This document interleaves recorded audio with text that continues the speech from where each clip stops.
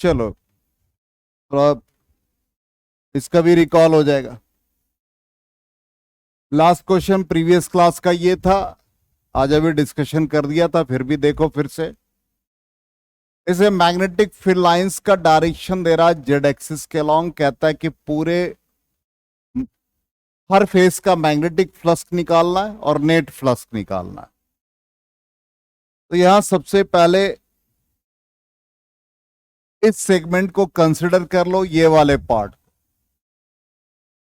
तो इस पार्ट का एरिया वेक्टर ड्रॉ करोगे इसका नॉर्मल फील्ड के डायरेक्शन में।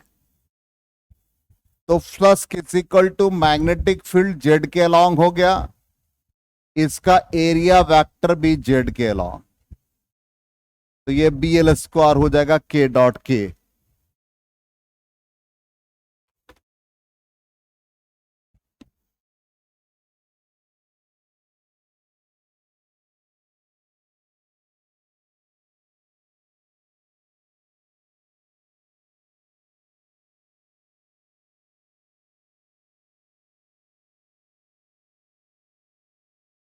अब इसी तरह से नेक्स्ट पार्ट के लिए यदि ऊपर वाले पोर्शन पे देखोगे तो मैग्नेटिक फील्ड का डायरेक्शन ये है, नॉर्मल का डायरेक्शन ये है।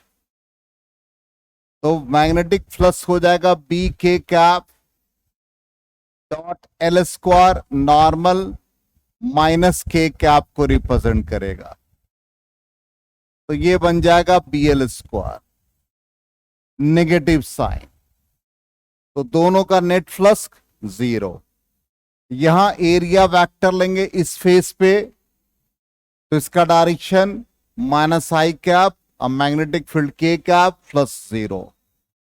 इस पोर्शन के लिए भी लेंगे तो फ्लक्स जीरो, इसलिए नेट फ्लक्स किसका क्या आएगा, जीरो आएगा।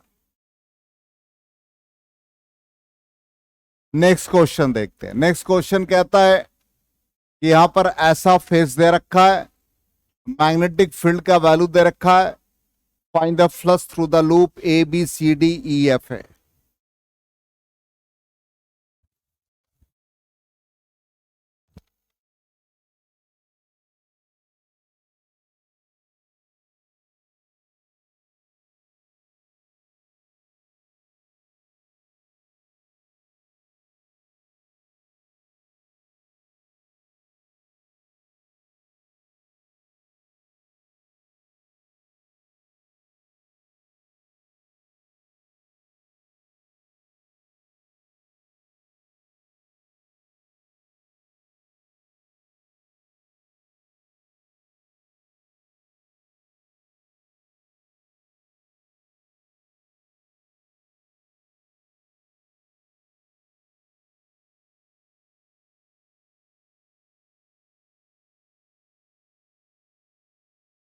अब यहां पर इसका फ्लक्स फाइंड करना है।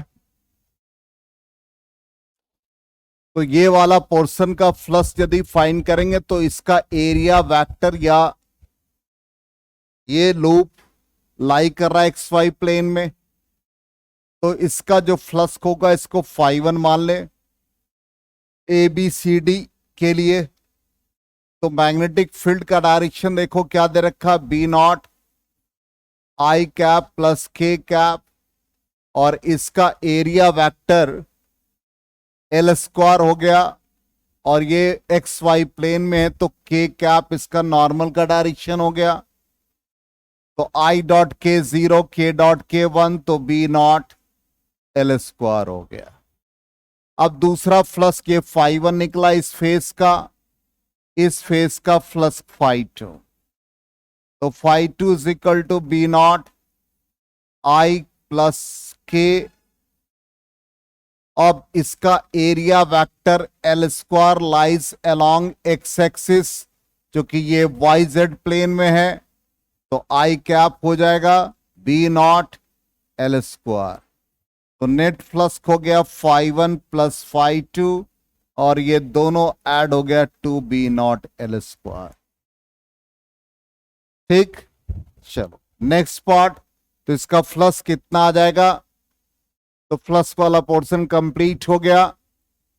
बी नॉट एल स्क्वायर, दूसरे वाले का भी बी नॉट एल स्क्वायर, और नेट फ्लक्स का आ गया 2 बी नॉट एल स्क्वायर।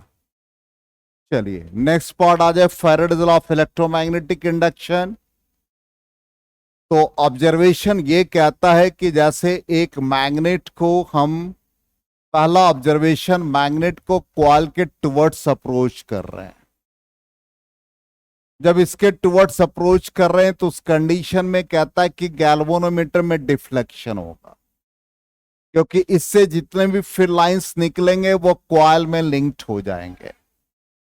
तो जितने फिर लाइन से कॉइल के अंदर पास कर गया, फ्लक्स बढ़ गया, इसका मतलब मैग्नेटिक प्रॉपर्टी बढ़ गया।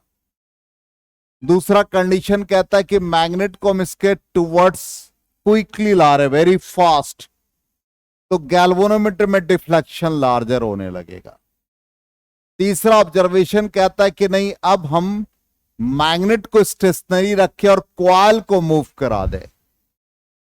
देखो यहां पर मैग्नेट को स्टेशनरी रखा है और कॉइल को मूव करा दिया, तो गैल्वेनोमीटर में डिफ्लेक्शन, यहां पर देखो राइट साइड हम दिखा रहे, तो इसमें भी गैल्वेनोमीटर में डिफ्लेक्शन राइट साइड।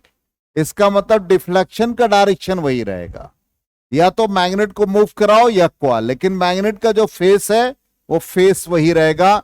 मैग्नेट का नॉर्थ फेस है, यहां भी नॉर्थ ही रहेगा। तो 3 ऑब्जर्वेशन हो गया। फोर्थ ऑब्जर्वेशन में कहता है कि मैग्नेट को थोड़ा दूर ले जाए, इसका मतलब नॉर्थ फेस को हम ले जाए अवे फ्रॉम द कॉइल, तो जो डिफ्लेक्शन आएगा वो रिवर्स हो जाएगा देन प्रीवियस। फिफ्थ ऑब्जर्वेशन कहता है कि दोनों स्टेशनरी है, कॉइल और मैग्नेट दोनों, कॉइल भी अब मैग्नेट भी। तो यहां पर देखो पहले वाले में डिफ्लेक्शन, फोर्थ ऑब्जर्वेशन में डिफ्लेक्शन लेफ्ट साइड, और तीनों केस में डिफ्लेक्शन राइट साइड था। अब यहां पर नो डिफ्लेक्शन को शो कर रहा है, इसका मतलब कंक्लूजन ये निकल रहा है कि जब तक कॉइल और मैग्नेट में दोनों में से किसी का मोशन नहीं होगा तब तक डिफ्लेक्शन नहीं होगा, तब तक फ्लक्स लिंक्ड नहीं होगा। तो 5 ऑब्जर्वेशन से हमको कंक्लूजन क्या निकला? पहला कंक्लूजन निकला, या सिंपली हम लोग लिख सकते हैं, whenever there is a relative motion between a coil and the magnet, magnetic flux linked with the coil changes and hence an EMF is induced. Simple, हम लोगों ने जो बेसिक पढ़ रखा है, बेसिक ये पढ़ रखा कि जैसे एक मैग्नेटाइज सब्सटेंस या एक मैग्नेट है, इसके नियर, मैग्नेट के नियर हम एक अनमैग्नेटाइज सब्सटेंस लाते हैं तो it becomes magnetised by the process of magnetic induction. इसका मतलब जब हम मैग्नेट का नॉर्थ पोल इसके टुवर्ड्स, कॉइल के टुवर्ड्स लाते हैं तो इससे जितने भी मैग्नेटिक फील्ड लाइंस है इसमें लिंक्ड होते हैं और इसमें एक मैग्नेटिक प्रॉपर्टी इंड्यूस्ड होता है। अब ये मैग्नेट की तरफ बिहेव करेगा, इसका मतलब current carrying coil magnetic behaviour दे रहा है, इसका मतलब इसमें करंट है। इसमें क्या हुआ? ईएमएफ इंड्यूस्ड हो गया, और वही इंड्यूस्ड ईएमएफ कहता है डेवलप करेगा जब मैग्नेट और कॉइल के बीच एक रिलेटिव मोशन होगा। ये हमारा कंक्लूजन निकला। तो सिंपली आपसे ये नहीं कहेगा कि फैराडेज लॉ ऑफ इलेक्ट्रोमैग्नेटिक का ऑब्जर्वेशन क्या है, conclusions of Faraday's law of electromagnetic induction. तो कंक्लूजन आपको मिल गया। अब यहां पर नेक्स्ट कंक्लूजन क्या मिला? यदि फ्लक्स में चेंजेस नहीं है, हम क्लासरूम में एग्जांपल दिया था कि क्लासरूम में हम खड़े हैं, बच्चे को इंतजार कर रहे हैं, कोई बच्चा नहीं आया, no change in number of students, plus 0। Student enter किया, प्लस पॉजिटिव, स्टूडेंट बाहर निकला, प्लस नेगेटिव। तो क्लासरूम में कोई नहीं आया, या मान लो क्लासरूम में 50 बच्चे आ गए और वो पढ़ रहे हैं लगातार और एक भी बच्चा बाहर नहीं जा रहा है, no change in flux, constant है। उसमें से न घट रहा है न बढ़ रहा है। तो फ्लक्स यदि कांस्टेंट रहेगा तो कोई ईएमएफ जनरेट नहीं होगा, चेंज होना होगा, विदाउट चेंजिंग नहीं होगा। तो constant flux does not induce current. Flux यदि कांस्टेंट रहेगा तो करंट इंड्यूस नहीं होगा। फिर कहता magnitude of induce current depends upon the rate of change of magnetic flux in the coil. जो इंड्यूस करंट है वो डिपेंड करेगा rate of change of flux. और वही Faraday's law of electromagnetic induction का कंक्लूजन से एक मैथमेटिकल पार्ट बनेगा कि induced EMF is directly proportional to rate of change of magnetic flux. Clear? तो यही फैराडेज लॉ बन गए। क्या लिखा है? When a magnetic flux linked with a loop और coil changes an EMF is induced in it. ठीक, और थोड़ा सा आप इसको बढ़ा सकते हो, which lasts so long as the change of flux continues। ये तब तक होता रहेगा जब तक भी फ्लक्स चेंज होता रहेगा। लेकिन आप शॉर्टकट में इतना ही लिखेंगे कि when the magnetic flux linked with the coil changes an EMF is induced in it। और सेकेंड आ जाएगा induced EMF is directly proportional to rate of change of magnetic flux।